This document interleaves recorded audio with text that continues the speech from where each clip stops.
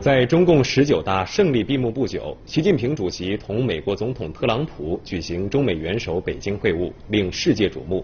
期间，两国签署多项商业合同和双向投资协议，涉及总金额超过2500亿美元，创造中美经贸合作纪录。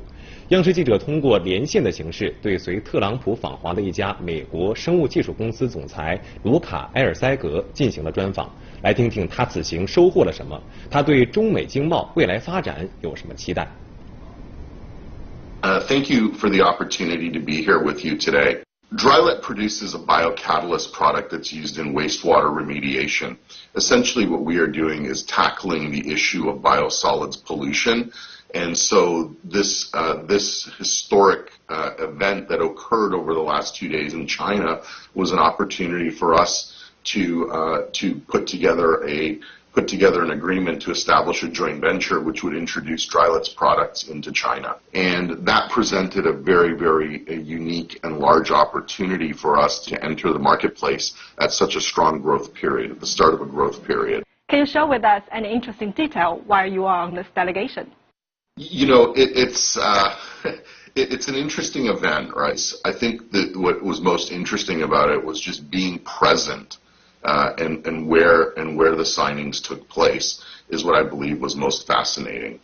You know, how often do parties get to sign agreements that shape the future of their companies so dramatically in a location such as that? Well, look, I was most honored to be part of the state dinner last night. And I was able to see him. At one point, I probably stood 15 feet, 10 feet from President Xi, 3 meters away. Look, these are world leaders. I did not have an expectation to be sitting at the table with them, but I was honored to be able to hear his remarks, his toast to President Trump, to the United States in general. From your point of view, what is the most important outcome of Trump's visit in China? I think it's the relationship building. And just as we've developed personal relationships with our Chinese partners at Hoyo, I think that the opportunity for President Trump to join President Xi and all of their executive teams in government is an important step to developing relationships that lead to closer and closer ties going forward.